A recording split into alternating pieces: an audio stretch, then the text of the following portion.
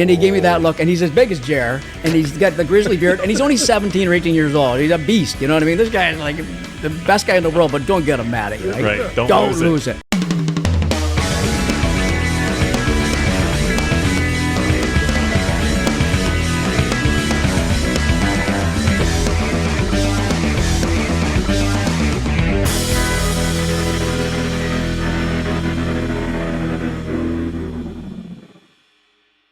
All right. Hello, ladies and gentlemen. How are you? Welcome to the Riff with our new episode. And my name's Gary, your host, and with me, Jeremy. Hello, how are you? My co-host. How's it going, buddy? I'm doing okay. Life is good, right? Yeah, doing okay. Winter, Canada. Freezing outside, and I did watch the Winter Olympics, the opening ceremony. Just started, right? Was that yesterday? Yeah. Yep, just started yesterday. And I was kind of wondering, like, you see all the athletes come in and stuff like what they represent or what sport they're into, and there's some kind of crazy, weird sports out there for winter. And yeah, all the Olympics, every time there's an Olympics, it's like, what the hell is this sport and how did someone get so good? I got to look it up. Like, how did that happen? Like, how do you become a ballet dancer who skis like a million miles an hour? And you're acro ski, it's called. That's the weirdest ski shit ballet. Ever. Or this like luge and like skeleton, like, how do you sign up? Like, it's like, hey, my kid's in skeleton. Like, that's it's called skeleton. I'm not signing my kids up for it. And what is it? Like, the skeleton guys go head first and the luge guys go like feet first. So it's like the luge guys, were they like too scared to go head first? So that's why they're like,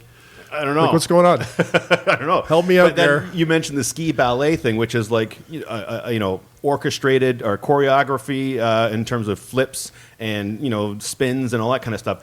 I can do that on a ski hill, but it's not choreographed, and it's on a mogul hill. Yeah. I don't have a chance on that. And they got to get that. I don't call it ski ballet, though. I just call it wiping out. That Aussie break dancer chick, that Ray Gun or whatever, you got to get her on skis. So I would love to see Ray Gun that on skis. That's a sport, too. That was one of the funniest things I've ever seen in my life, and I love it so much. The downhill stuff. And the dog sled thing, like, what's with that? Like, who gets the medal, the dogs or the guy? Like, that's true. Dog sled is a sport. Or do they get little tags, little gold, silver, and the dogs are doing the work, I would imagine. Give them a dog collar gold medal or silver medal or whatever. Anyway, so yeah, they deserve that. Live and learn. Well, anyway, very enjoyable, and I hope Canada does really well. And it was good to see that last night. Now, we have a guest today that I'm excited to meet. And very interesting guy. And, let's read his bio. So our guest is a well-known Canadian TV personality and one of the most revered and popular anglers in the country, widely recognized for his show Fishin Canada with 3.5 million viewers. His tremendous passion and knowledge for the sport has endeared him to audiences and Fishin Canada fans nationwide who still see him as just one of the boys. An accomplished and published outdoor writer and photographer, he has also co-hosted on the Outdoor Journal television show as well as the Outdoor Journal radio, and currently co-hosts the Outdoor Journal radio podcast. In 2012, he was inducted into the Canadian Angler Hall of Fame, something he never dreamed would happen. And this is our fishing icon and legend, Pete Bowman. Pete, welcome to the Riff. Hello, guys. How's it going? Good, man. It's going really good, actually. Wow. Yeah, it's not a very fun time of year for me, but everything else is good. You know what I mean? It's too cold. I guess when you have to like saw holes in the water to catch fish, that's when I'm. Is ice fishing out of the question for you? No, I do it the odd time, but I do it more. That's when I more social fish with anything. Our mutual friend Rusty, we'll go up to his cottage and get in the hut together, and we'll shoot the breeze and fish a bit, but once or twice a year. That's it for me anymore. It's not really about the fishing at that point. No, it's not really. If you get a couple of keepers to throw in the frying pan, that's a bonus. And a couple of fish too, right? Yeah. The screen updated there, Tracy. Love it. Yeah, well, so let's go back to the beginning then. Where did all this happen? Like, where were you born? Where did you grow up? Okay, oddly enough, I was born, my birth certificate says Toronto. I was born in Port Credit, which is now Mississauga, I believe, ish, maybe. Yep. And then, but my birth certificate says Toronto because it was that long ago, right? It was like before Mississauga. Toronto, yeah. Mississauga was 1968, I believe. And I'm before that, so right. remember that. Pre-Mississauga. But then that was my dad worked for Hydro, so he worked at the Lakeview plant down there, and then I started moving town to town after that. So I never stayed in one spot long. So I was in Mississauga, and then I went to Corunna, which is by Sarnia. I don't know if you guys know that area. Mm-hmm. And then from there, I went over to Napanee. All these hydro plants that Dad worked at. Went to Port Hope after that. and currently reside in Oshawa now. So Okay. moving around. So Oshawa is the biggest place I've ever stayed at and lived at. The dirty schwa. The Schwiggity. The Schwiggity schwa. Schwiggity schwa. And so where did fishing kind of become part of your life at a young age? So great question, obviously, with me. Probably that move to Napanee was more than anything. My dad has always been an angler, and his dad. I'll give you a quick story about my grandfather, who I never met, unfortunately, because he sounded like my kind of guy. But he owned a fur farm and way up in northern Ontario. So I mean, way up, and they used to raise animals for the furs, right? Okay. Back in the day when the fur was a big thing and all that stuff, and they were poor.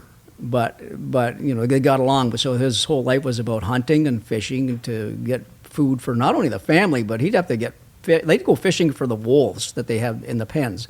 They had 110 foxes at one time. They had 110 foxes they had to feed. Wow. How do you do that when you're poor, right? So he had to go out and get fish and do all that kind of. So, anyways, there's so much history in my family as fishing and hunting. And then my dad, of course, he was with Grandpa. They did that, and then finally, Dad just took up the more sport fishing than anything. Still loved to eat fish and all that. But then and I caught in with it, and I just at a really I don't even remember, like 4 or 5 years old, whatever. Mm-hmm. Loved it from day one, and I still love it, maybe even more right now. So Really? Oh God! So it's grown, it's evolved for you. Oh my God! Yeah. Really enjoy the sport more. Yeah. Exactly. So where does it go then from growing up, becoming recreational and enjoying fishing there to now starting to go into a professional direction? Yeah, where does that happen? That's a good question because So I got it. I had a point where I started to like largemouth bass fishing more than anything. It was my kind of, I like this. I mean, you got this, Why you got that, largemouth? you got the other. But why largemouth?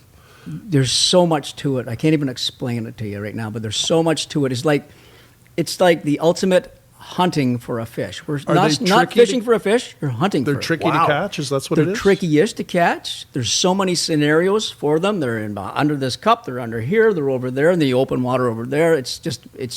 It's mind-boggling where they are on a lake. And then you got to figure out, once you find out where they are, where to catch them. The other thing about largemouth bass is they're the money fish, basically, in North America, especially in the U.S. It's bass tournaments are right. That's the biggest, not largemouth, it's bass fishing, but largemouth is by far the number one fish for it because of the population of them.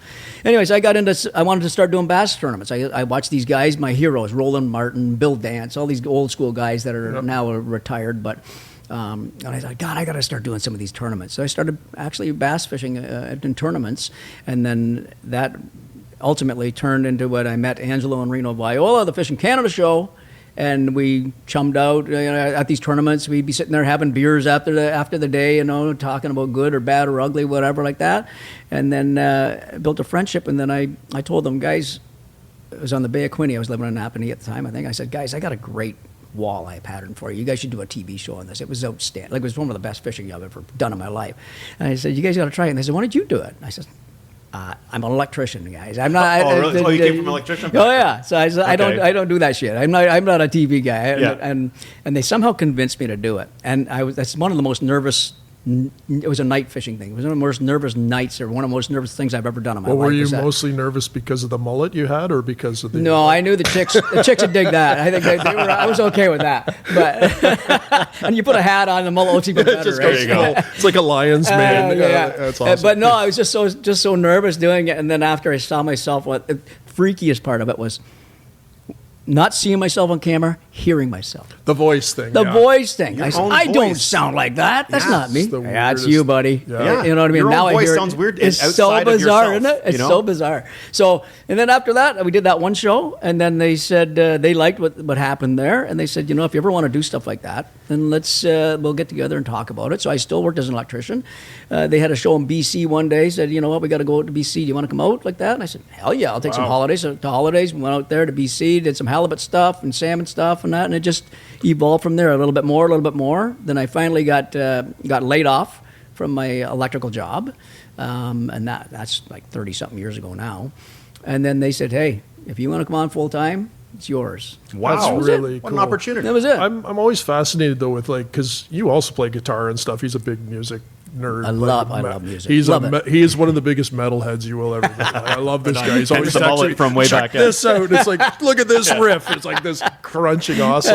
Yes, man. He's amazing. But it's like so for me, one of the things we always discuss on this show is the whole crossover between the creative arts, the painting, the music, the cooking. There's all this, there's a common thread through that. Is there with something like fishing, is there like a practice element like guitar, where you got to do it every day? Is it a thing you did every day, or was it like... Well, that's a fantastic question. First off, I appreciate what you guys do. Art and music, you're right. I was talking to Gary beforehand for the people listening, and I just love, I love a good artist. Even if it's tattoo, I don't care what it is. If you see good art, I just love it. I'm not an art buyer or anything like that, not even close to that, but I just love seeing good art. You know what I mean? Somebody's talented like that, it's like, wow, how does that happen? How does that go onto a canvas, onto a paper, whatever?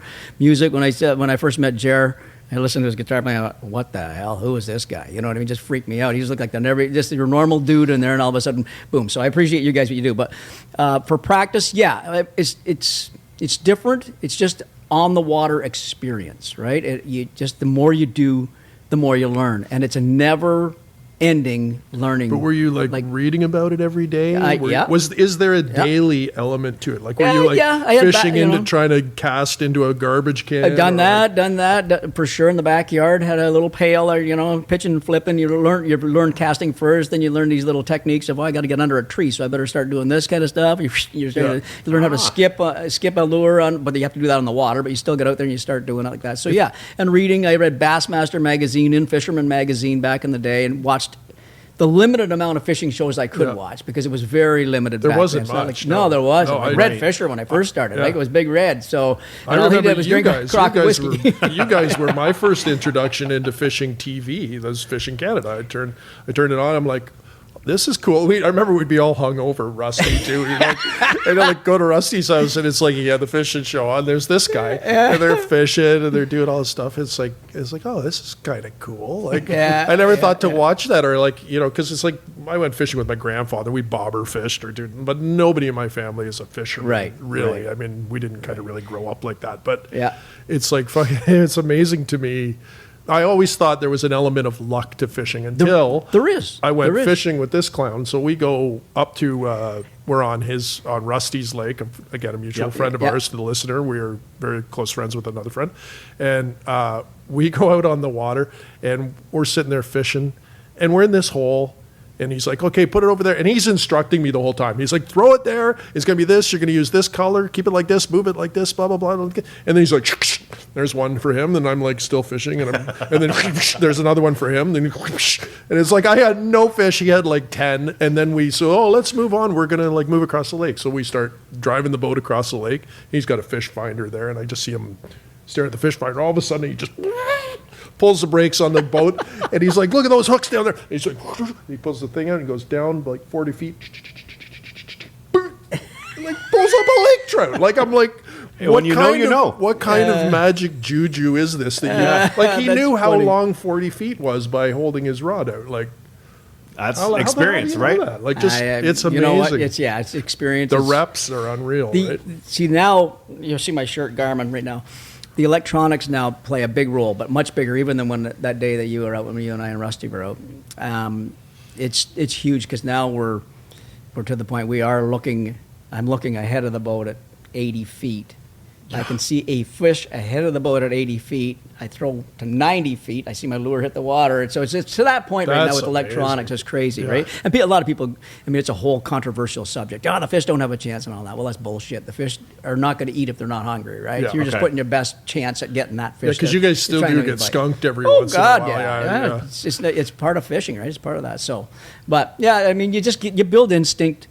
I remember that same day, though, he's making me look like a hero, but we went into a spot, there was a sunken tree, I'll remember it, and I said, okay, I know there's largemouth in here because I saw a 5-pounder here yesterday or whatever it was. So we went in, He caught the biggest one, or maybe Rusty. One of them. Rusty, but I think, then got it. you got the next biggest one, and I got this little 12-inch Yeah. dick. So you know what I mean. So it's like, I'll tell you, you did all right fishing there god too, buddy. smiled So on me one yeah, day. exactly. Yeah. So, Oh wait, before we go further with the questions, I got to ask you to tell this story, because what was that story about you lost your lure and then you got it back? Remember? Oh God! You want to hear that? This blows my mind. This is like the ultimate fish story. Let's hear it. So really this is many years ago. So we went to to the Sudbury area. My mother's family was from the Sudbury area. My dad's family was way up north, right? So I got north all that. So that's why every summer we would. That's why part of fishing is part of my life, because every time we go to the camps, the cottages, whatever, it was always fishing, right? Mm-hmm. So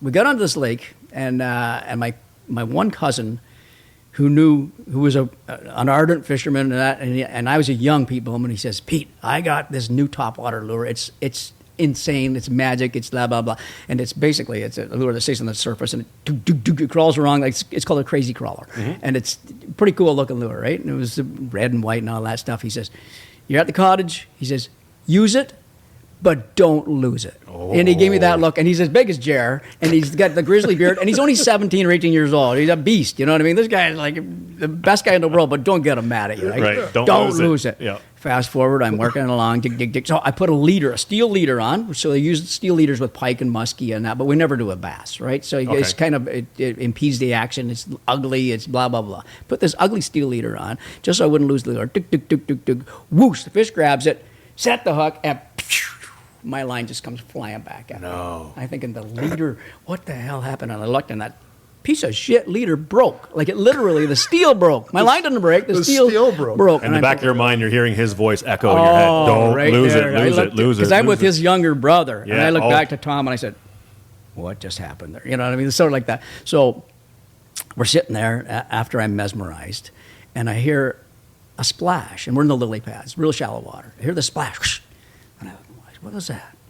And I look over and watching, and literally I saw that fish jump, because it's got the lure in its mouth now, right? So they will jump the odd time to try and get rid of it. Oh, okay. Yep. Right? Try and clear it out of their face or whatever. I said, that's the fish. That's my lure. So I don't know what brought me to this. I said, let's go over. We'll paddle over, because we had a big boat and didn't want to put the motor on. Let's go over and see if we can see it. Long story short, we get over there, and I'm just sitting there looking. Now I'm looking all around, waiting. And this is not a bullshit story. This is a real story. Okay. Looking around, and I look down the side of the boat, and I see a white spot, that big, white spot. And I'm thinking, the lure is a red and white. There's red, but it's got a white head. I says, I think that's the head of the lure, Tom.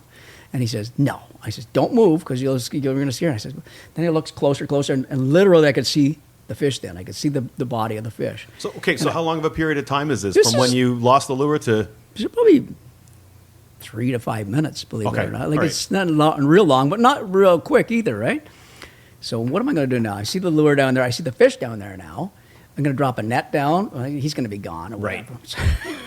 Got to I be don't know if stealthy. your Toronto audience is going to like this or not, but this is good. I get one of the oars in the boat, right? Big, thick oar. And I said, I'm going to pop him. I gotta try and get the fish. So I'm right above the fish, and I'm just holding. I swear to God, holding above the fish. And I says, "Here we go, Tommy." Whoosh, as hard as I could and as fast as I could, and the mud, because it's lily pads, so there's just mud everywhere. It's just nasty.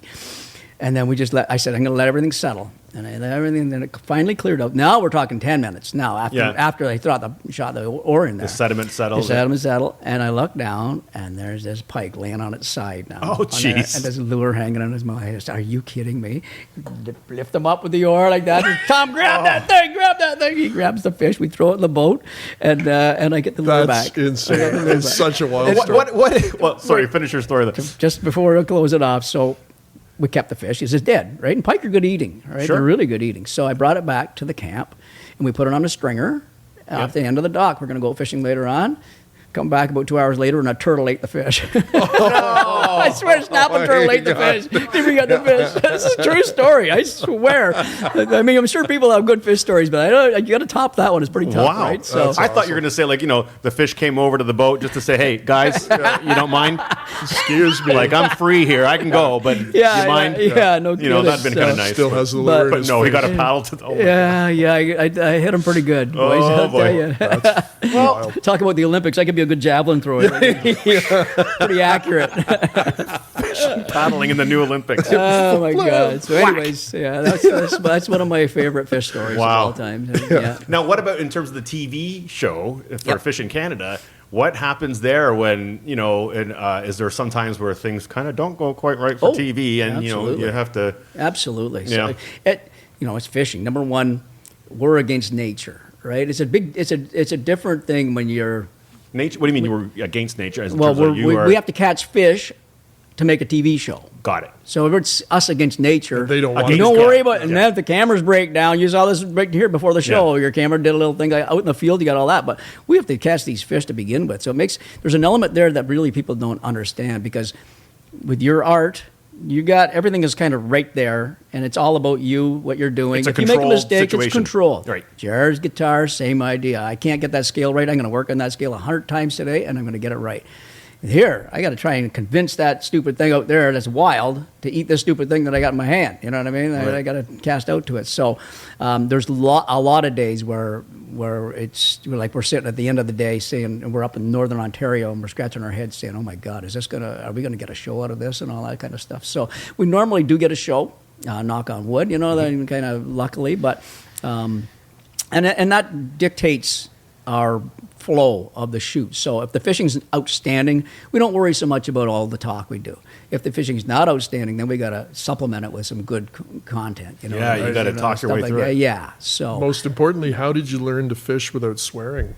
well, it's just like this right here. See, I have not let an F-bomb yet out of this thing. But it says my TV training has learned me well for this right here. Yeah, I don't know how that happened.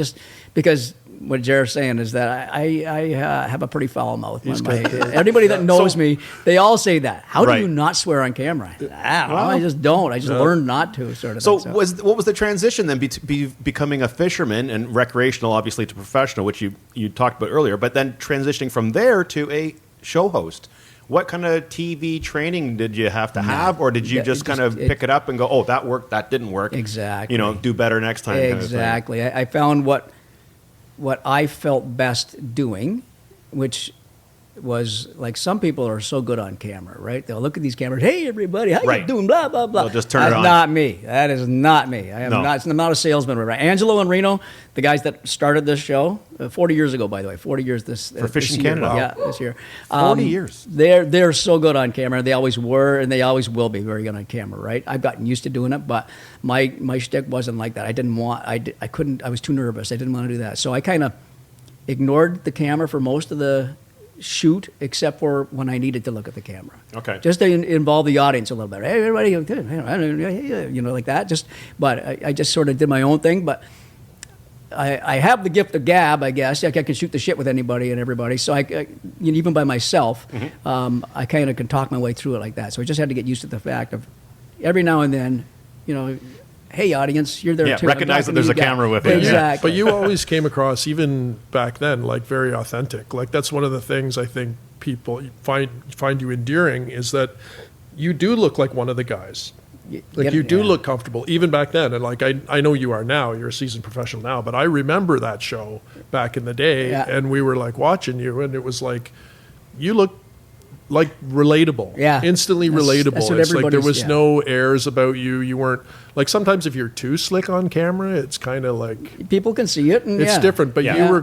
you were yourself, Yeah. and you weren't hiding things. And the other thing is, the thing that I found hilarious is if you actually fish with this guy, he's the same when he's fishing as he is on the show. He's like, look at the colors on her. You know, and if you go, like I felt like I was on an episode of Fishin' Canada, because he's just so passionate about fishing and the what's the word? The conservation element. Yep, and that's a big thing he with me. really cares about fish. Like we joke about like batting it with an oar and stuff, but it's like, he is very actively involved in the conservation care of these things. Let's go into that then, to maybe redeem ourselves for battering a fish with a paddle. Hey, that was meant to eat too, okay? Remember, I brought that back to eat. It was for eating. And I fed the turtles. And you didn't eat it, but the turtle did. Correct. So it's a good day for it was a win-win. Liked me a lot in that community. No teeth to worry about. Yeah. So talk about that then, in terms of conservation. Like, how much does that matter to you? What do you have to do? What is it that is the concern there for that? So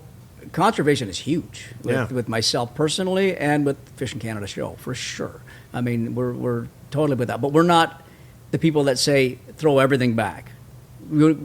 I keep fish to eat. But I only keep fish to eat. What I want, what I need. I don't fill the freezer. I'm not that kind of guy. You know what I mean, like that. So if I'm going to Bay of Quinte to get a feed of walleye, I'll keep my 4 that I've seen so many times where I've caught too big a fish, and I'll say, no, I'm not keeping that one. I'm not keeping that one. I said, okay, those are perfect 2-pounders. Those are the ones I'm going to keep. And I'll just wait till I get my 4 2-pounders, and then I'm done for the day or whatever like that. So I have no problem throwing back fish, but I have no problem eating fish too. And my family loves eating fish, right? At least that's a good thing. They love it. They go, I swear to God, when I come terrible back, if they didn't like fish.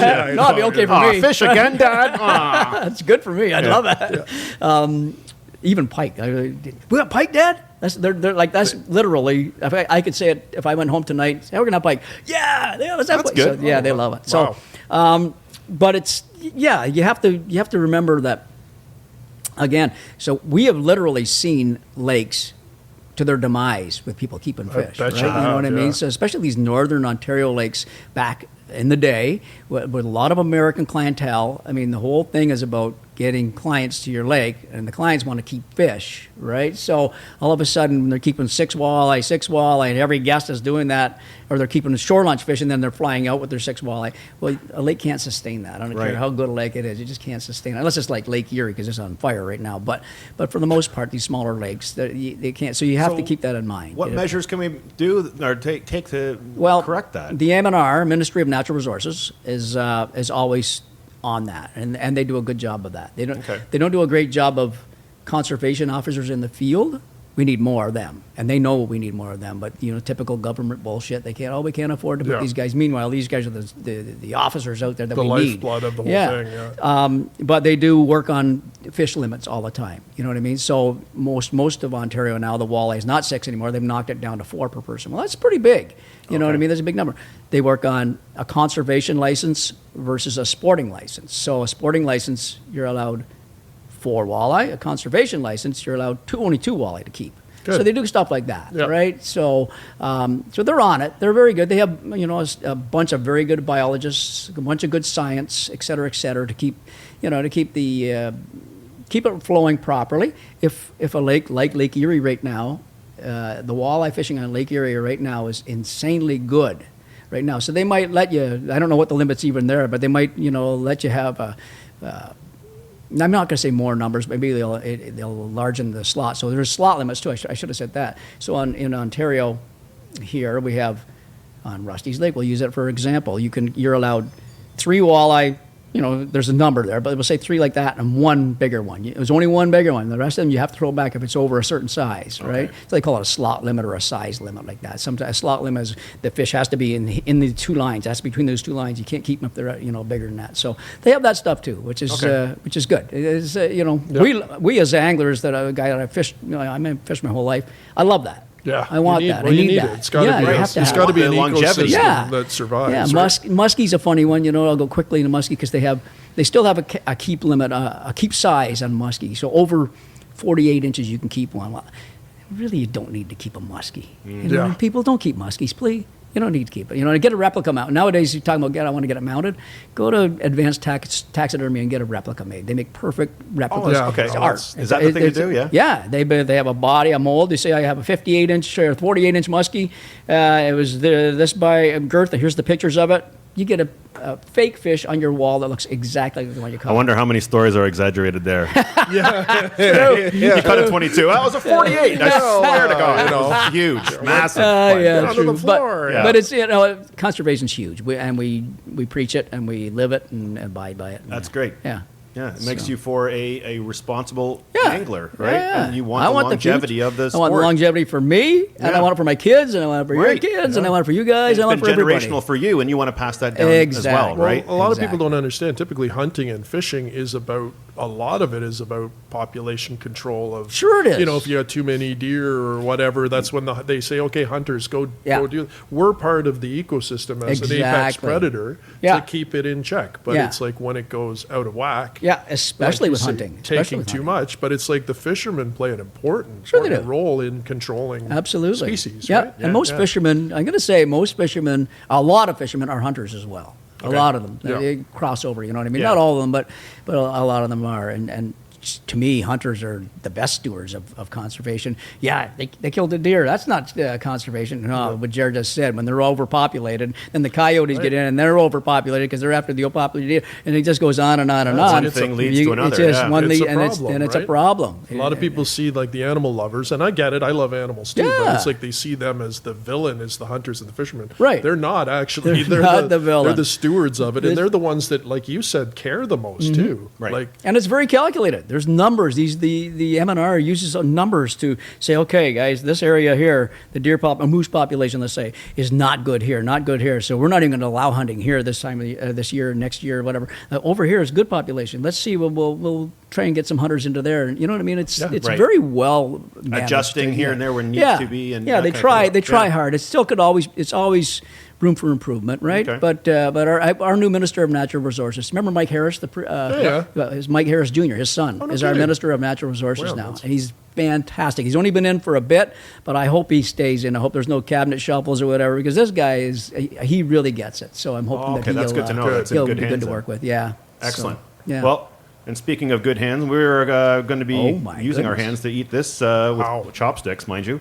And funny enough, it is raw fish with sushi. Fish! There you go. Figure. Look at how appropriate. I love it. This is all sponsored by mytoronto.ca, and I'm going to hand it over to Tracy. What do we got here? Hey, everybody. So, I'm today with Pete being a huge lover of sushi. My Toronto wanted to throw something unique his way by bringing in dry-aged sushi from Oroshi on College Street. Oroshi Fish Company stands out as Toronto's dry-aged sushi pioneer. If you're wondering if you've frequently been served dry-aged sushi, the answer is no. This is a very specialized item hailed by sushi chefs and Tokyo pros. The fish is hung in humidity-controlled chambers at around 2 degrees Celsius for 3 to 30 days, similar to how they'd create very expensive dry-aged steak as a comparable. You guys are having the Kanpachi nigiri, which is the yellowtail, and the shiromi nigiri, or whitefish, alongside wasabi, ginger soy. After the show, My Toronto is going to change it up, so you'll be able to compare it to the more popular and commonly known fresh sushi. We'll be serving a local favorite from the Queen West neighborhood, Tone Sushi, my actual favorite. It's a local classic known for its fresh, creative rolls, often praised as the best sushi in town.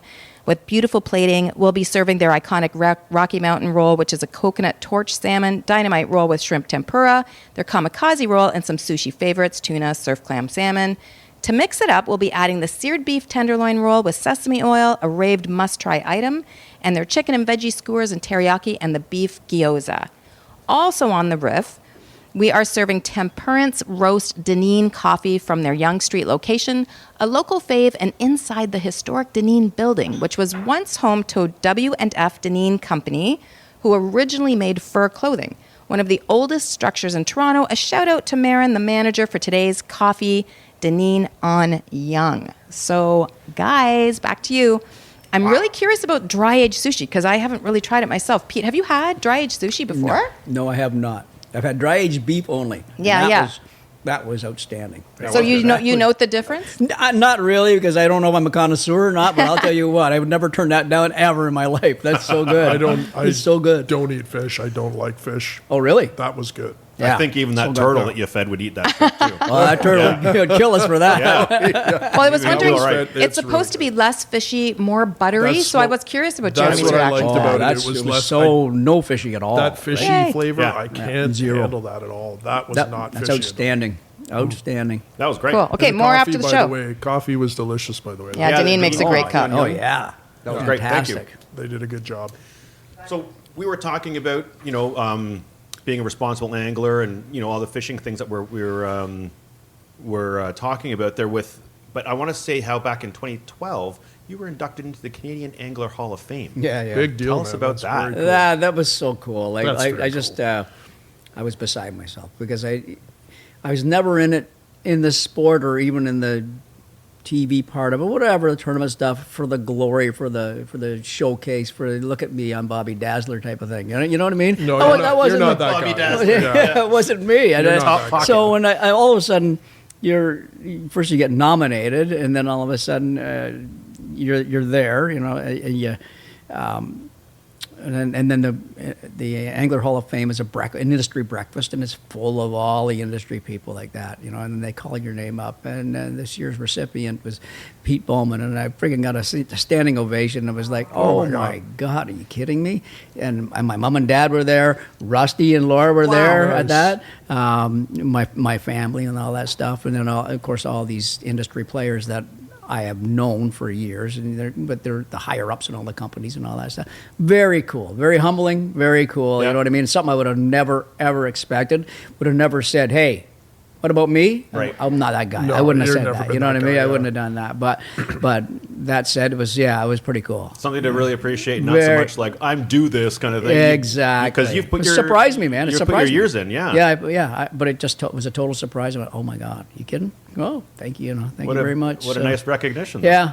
I think I told that fishing lure story up there too. Oh, did I think you? I did. Yeah, Yeah, it'd be I think I perfect did for when I that. got that. I think it was That like, crowd. did How you was guys their want a fish reaction? story? Or they laughed their asses off. They Oh, loved yeah. it. Yeah, The they thought paddle it was part good. went over pretty Oh good. yeah, no Okay, good. problem. Yeah.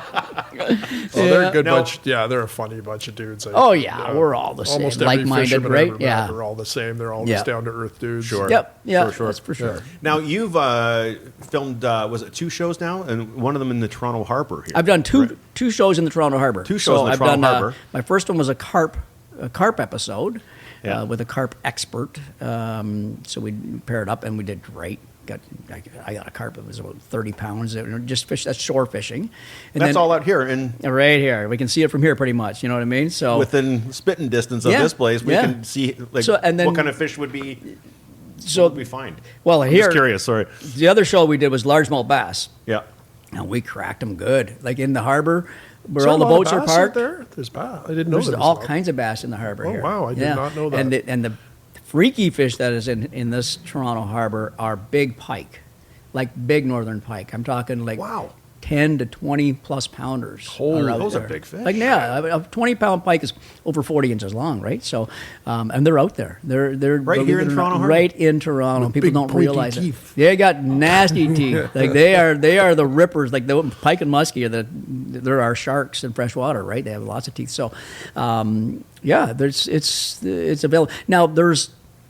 It's up in the air about fishing in the Toronto Harbour, though. I will say that there's harbor police out there, and some guys get hassled. One day you're getting hassled, the next day you're allowed to fish in there. So I don't even know the rules, to be honest. I don't want to send anybody in there. Right.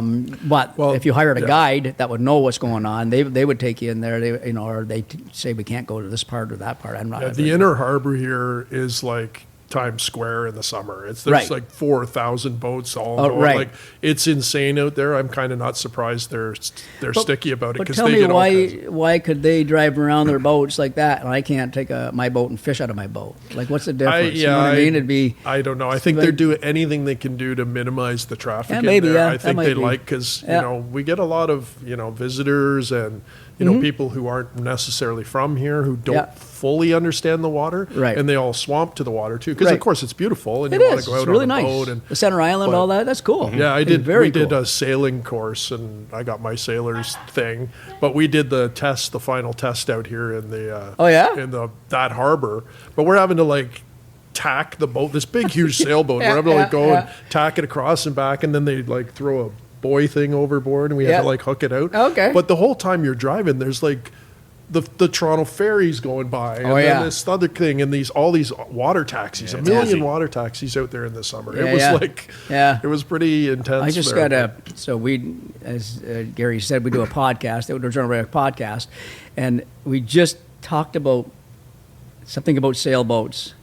And I got pissed off, and I made a comment. I says, "Why do they get the right of way all the time? Why do I have to move when I'm fishing and a sailboat's coming at me?" And they said, "Well," then the guy made a comment back, "Bowman, something negative, about my negativity towards sailboats and all that stuff." And I started laughing. So I actually answered him yesterday on the YouTube site, and I said, I knew I'd get a comment out of that one, but I was kind of playing with it, but in a way not. You know what I mean? Oh, they're Because, very sensitive. oh yeah, they There's are. a whole, there's a whole But then power he- boaters versus yeah. sailboat. Is But that then right? he told me, then he said, but however, when a sailboat's under power, not under sail, then they can't take the right of way all the time, right? right. That. And I said, that's what I was talking about, because those guys don't even move for me, those assholes. And he says, okay. So they just wait. But you know what can you do? You got a 30-foot boat coming at you. You move. You Yeah, get you out of his gotta way, move. Yeah. no matter Or what else. power he's on. Yeah. So Yeah. anyways, so I had to laugh that we did this whole sailing course, and so she hooks me into this thing, and she's like, "I want to be a sailor. I'm going to be a sailor." And she got this whole idea. It's like, I'm going to be out there. We're going to do the Tuesday races and all this stuff. So we joined a club, and then like we did the lessons. So we did this whole thing, and she's like. She goes, hey, let's do, the sailing course. I'm like, yeah, sure, fine. I thought it would be like CPR or some shit, right? Yeah. And we get out there, and it's like, I had my guys' weekend every year. I do an annual thing with my buddies, and it's like an old school, high school piss up. It's not good. Like, And so I know you. I could see it. yeah. So at the end we go like on the Friday, and my exam is on like the Monday, and then so she calls me as I'm on the way up there, and she goes, "You better read that book," and I'm like. And then It was intense. It was an hour and a half exam. It was like a textbook this thick, and it was Oh like my I came God. home and my head was like screwed, and I'm like, oh. yeah. And I ended up doing the test, and I ended up passing, and I beat her, by the way, which was awesome and funny. Okay, by like 5%. Yeah, it was still, but Just that was the 5%, funny thing. And so then we go do this whole sailing thing and all that, and then as soon as we're finished, she goes, "I don't like sailing." Oh my God. Okay, I hate it. like It's boring. motors. I mean, there was a peacefulness to it, but I like motors. Yeah, I hear you, Trey. I hear you. Immediately. When I want to get somewhere, I Oh my want to God, get right. Motors somewhere. rock. After all that, The things you do for love, right? Yeah. I don't like sailing. That's Crazy. hilarious. Now, speaking of all Lake Ontario and all that kind Yeah, of stuff, there was the Great Ontario Salmon Derby in Lake Ontario. What kind of prize money is involved in there? You know what? I don't know much about it, but I do know that it is one of the biggest fishing competitions in at least the province, if not the country, for sure. In the world of salmon, it's a great event. You know what I mean? It's a long event. It's not like a 2-day event or something like that. So it goes over a matter of the summer, I guess, basically. And they have weekly prizes. They have a grand prize, and that I think it was bigger back in the day. I'm not when it first started. I'm not sure now. I'm not really up on it, but because I'm not really a salmon fisherman, but I do like the idea of what they're doing here. Very good event for sure. Brings a lot of money to the whole area, the whole GTA to Toronto, the whole thing. You know what I mean? Because it's the salmon hunt. It's not just one spot. It's a big deal. Yeah, all the marinas. Are Whitby, pretty yeah, active, exactly. All these harbors make a lot of money out of it. So it's it's a very good event. It's for the people that, and the good part about it is, you guys wanted to go out and buy a ticket, and you go hire a charter boat. You guys are in the Derby. You know what I mean? Yeah. Or I don't even know if you have to buy a ticket. I think if the charter boat has a ticket. Correct me if think I'm it's wrong per here. boat, yeah, I if he think. has a ticket and you guys hire him for the day, you're qualified for the Derby, I believe, for that day. You know what I mean? Okay. Whenever you're on that boat. So if you catch a 27, 28-pound Chinook salmon, or a 35-pound or whatever. How much is that bringing in for prize money? I don't know. Honestly, It's I'm not pretty going to big, don't quote, though. but there's some good money in it. Yeah. I've heard I like think it's 50,000. Is 50 that grand, like? Well, there used to be. I don't know if it is that or anymore like that, or maybe the end prize. I'm the wrong guy to be asking about this, Okay. but it's good. It's Do we have good, Trace? yeah. Do we have the technology to find that answer? Yeah, I you believe could- it was 50 grand. Was 50 it? Still, grand. it's still 50 grand? There you go. That's Not bad for a day's Don't fishing. quote me. not bad. It's pretty See, right good. now, it's funny we're talking about this because right now there's an event going on in the U.S., Lake Gunnersville right now. That's a BASS event, Bass Angler Sportsman Society, and we have 5 Canadians in that event right now. They've all made the cut today, by the way, and they are fishing for, I think it's 100 grand US right now. Wow. For that tournament alone, you know what I mean? So, and that's not even a big. They just announced they're trying to put together a tournament in the US, taking the 2 companies, BASS and MLF, taking the top 25, putting them together. $1.25 million first prize for one guy, I believe. Wow. So that's what a they're good trying to day. put together. That's a Oh, good day my fishing. God. $500,000 for second prize. So if that goes, man, there's some popularity there. That's bass. So but That's that's U.S. But in Canada, Canada, there's the tournament level is a lot lesser in the sense of bass. The 2 biggest bass tournaments, believe it or not, as far as I know, again, I'm not into it anymore. But Kenora, they have the Kenora Bass Invitational and the Fort Francis. They have 2 big events in Northern Ontario, and they are big. There's waiting lists to get in there, and they have good prize money and all that stuff. The whole towns just go, they wait for that one event for the year, and the whole town caters to fishing tournaments and stuff. That's like crazy. That. Love it. Yeah. So, but yeah, there's a competition factor to everything we do in life, right? Sure. And people want to, hey, we gotta have a tournament, a derby, or whatever like that, golf, Okay. whatever, doesn't matter. So one last question then for you, because I'm looking at the time here. So in terms of like, I have lots of time, boys. It's up to you guys. I have lots of time. It's up to you guys. we appreciate that. And in terms of your expertise, your tips and tricks from Pete Bowman, what can you kind of pass on to maybe more inexperienced fishers to kind of catch the big one there? Well, I don't know. I mean, you have to, obviously, time on the water is the biggest thing, right? You have to. You gotta put the your more you hours can in. learn, the better your odds are of catching a bigger fish or whatever like that, or more fish. It depends. Some people don't want to catch big fish; they want to just catch more fish. It's kind of a combination. YouTube is huge right now. These young guys that are putting out great content right now, I watch it. I watch a lot of the stuff. Good. I mean, a lot of the stuff I don't like, whatever. I might not like the personality or whatever, but all of a sudden I'll stumble onto something that, gee, hey, I like that idea. You know what I mean? So that's a huge learning tool for everybody nowadays, no matter what you're doing. No matter what you're doing. It's true. Yeah, guitar. I mean, Everything. it's unreal. Yeah, So, everywhere. Yeah.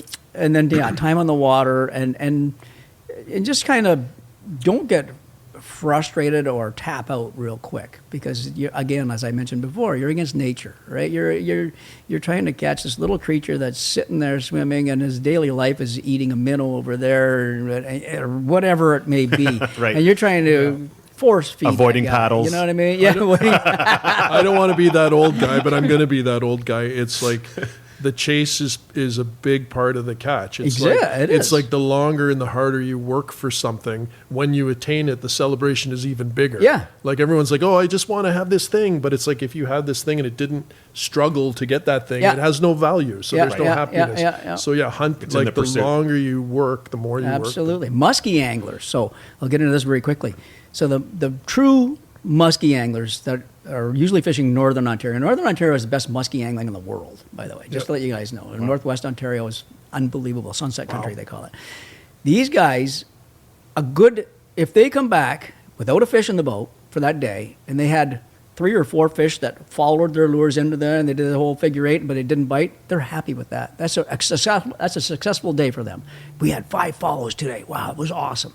That's how dedicated to these guys. You know, these the guys chase. are. Like, they're the hardest core of all. Yeah. I don't care what anybody says. The muskie anglers, I just tap out to those guys all the time, because they are the best of the best in sense of hardcore. Right? You know, Wow. they're not the best of the best in case, you know, a walleye, a bass, a muskie, or whatever. Yep. Just hardcore, out in the elements, snowing, ice, breaking ice, doing whatever, just to get that one bite of that day, or those 5 follows, or And 4 they follows. do it because they love it. They do it because they love It's it. in their blood. Yeah. Yep. Wow. Well, Yeah. and it's certainly in your blood, and we can see that, you know, you're loving it. It's a lifelong pursuit, right? Oh yeah. So Absolutely. Well, listen. Thank you very, very much for coming on the show today. Yeah, it's so great. Guys. What it's fun. It's Yeah, been fun. what a learning session here to I know what it's like. hope your audience enjoys having a fishing guy, because it's kind of different than what Well, you've it's had the salmon so far, derby is a right? big So- part of Toronto. Yeah, It's been around a long time. And I'm going to give a shout out to Toronto. Please do. In case somebody wants to fish around the Toronto, Fish City Tours. A guy I know, Taro Murata. He will take you fishing in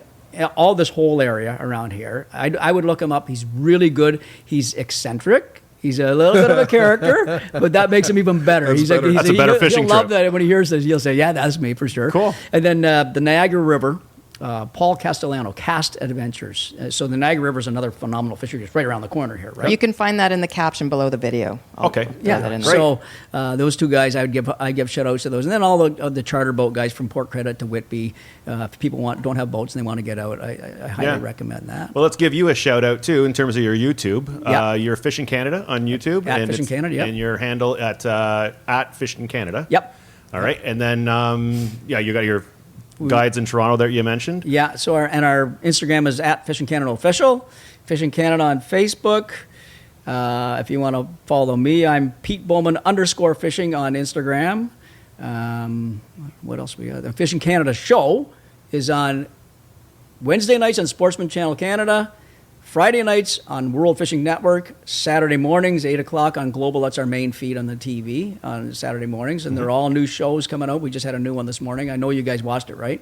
Absolutely. Yes. Oh, yes. We'll watch. And 8 o'clock Saturday mornings, and I think that's All right. that's about it. Fantastic. Well, thank you very much, Pete. Hey guys, Great to see you. It's been a blast. All Thank right. you so much. Take care. All right. Wild.